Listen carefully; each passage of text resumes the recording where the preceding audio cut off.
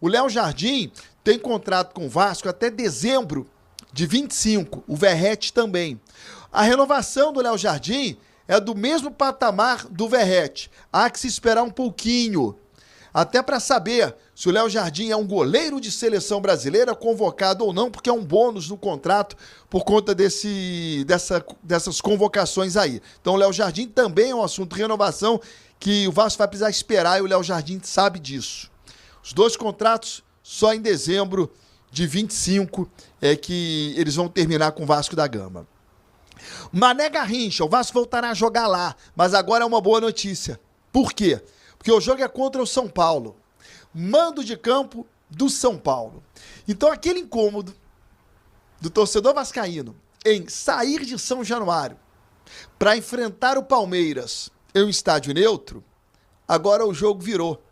O Vasco jogaria contra o São Paulo no Morumbi, partida agora será em estádio neutro no Mané Garrincha. Então uma boa notícia para o Vasco ter que jogar de volta no Mané Garrincha e não no Morumbi diante do São Paulo. Foi o São Paulo quem negociou. Partida válida pela 30ª rodada do Campeonato Brasileiro. Futebol norte-americano de olho no Vasco. Fácil de entender, fácil de se explicar. Já não é de hoje. Tanto é que o Thales Magno foi vendido para MLS. Acabou não emplacando como se esperava, mas outros jogadores sim, estão emplacando demais. Primeiro, Evander, cria do Vasco. O Evander tem 28 jogos na MLS, 15 gols, 18 assistências. É um número altíssimo, altíssimo do Evander. Gabriel Peck tem 33 jogos. São 15 gols, 14 assistências. É um número altíssimo do Gabriel Peck, que hoje, inclusive, é a sensação da MLS. Orelhano, jogador do Vasco, ainda pertence ao Vasco. Já marcou 10 gols nessa temporada nos Estados Unidos. Você sabe quantos gols o Orelhano tinha em toda a carreira dele? 12. Em toda a carreira, 12. Só nessa temporada nos Estados Unidos tem 10. Há um recorte que precisa ser feito. A fragilidade da MLS. Tudo isso acaba potencializando alguns jogadores. Mas não importa. Estão dando conta do recado e performando nessa liga que tem o Messi e tem também o Luizito Soares. Pessoal, ontem no CT Moacir Barbosa, mais uma surpresa, né? O volante Jair treinou e avança aí no seu possível retorno ao Vasco ainda nessa temporada para jogar.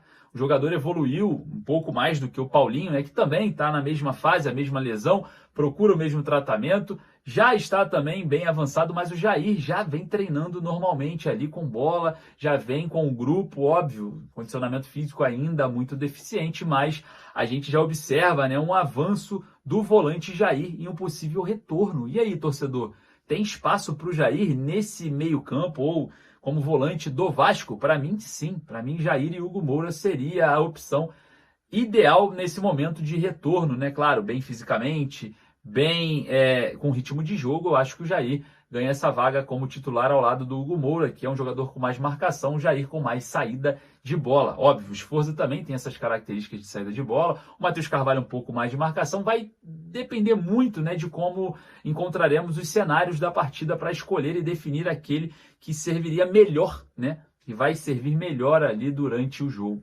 Problemas para Paiva, mas problemas de uma dor de cabeça positiva, né? Mais opções. Quando o Paulinho voltar, óbvio que o Paiva vai ter um trabalho maior, mas sempre pensando, né, na melhor escolha. E você, colocaria o Jair como titular? Vai lá nos comentários deixar a sua opinião. E olha, vamos lá. O Vasco enfrenta o Cruzeiro, né, no final de semana, e o Cruzeiro entra amanhã em campo contra o Libertad. O Cruzeiro, que venceu fora de casa por 2-0, vai defender a classificação em casa, mas joga amanhã, quinta-feira, para voltar no domingo contra o Vasco, viu? O Vasco tem uma semana repleta de treinamentos e descanso para o elenco. Olha, um ponto positivo para o Vasco nesse quesito. O Vasco descansando e o Cruzeiro atuando. Claro, a gente vai enfatizar toda a questão da Copa do Brasil, de poupar aí com alternativo ou não, mas o fato é, o Vasco vai estar inteiro fisicamente contra um Cruzeiro que vai estar pouco desgastado. Será o Vasco beneficiado por isso nessa partida? O certo é que o Vasco também precisa pontuar no Campeonato Brasileiro, né? O Gigante da Colina tem 35 pontos na 10ª colocação. Quanto mais jogos vencer, melhor, já que na Copa do Brasil o caminho, né, é mais curto para uma possível classificação para a Copa Libertadores. Mas também não pode se descartar o Campeonato Brasileiro. O Vasco tem 2 confrontos, né, muito pesados aí pela Copa do Brasil contra o Atlético e não sabe ainda quem vai enfrentar na final, mas é o Corinthians, né, que venceu ontem de goleada o Fortaleza, ou o Flamengo, que é um rival já do Vasco há muito tempo e o jogo sempre é duro, é difícil. Então, certo é, tem que pontuar no Campeonato Brasileiro. Eu acho que eu não pouparia nesse momento ainda nessa partida contra o Cruzeiro por conta, né, dessa semana cheia de trabalho e de descanso. Claro, se a gente tivesse um calendário um pouco mais apertado, eu talvez pensaria, porque num tiro curto a Copa do Brasil é mais atrativa. Mas já que temos essa semana toda livre, eu acho que eu entraria com força máxima, até mesmo para manter o ritmo de jogo dos jogadores titulares, manter ali cada vez mais a aproximação entre os atletas de campo, o entrosamento e muito mais. E você, o que você faria? Deixa lá nos comentários. Rapaziada, agradecer a presença de todos vocês. Siga-me em todas as redes sociais. Um beijo no coração, um forte abraço, saudações vascaínas. Se você gostou dessas últimas notícias exclusivas sobre o Vasco, já deixa o seu like para fortalecer o canal. E se ainda não está inscrito, se inscreva agora para receber mais conteúdos como esse e fique sempre atualizado sobre tudo o que rola no Gigante da Colina.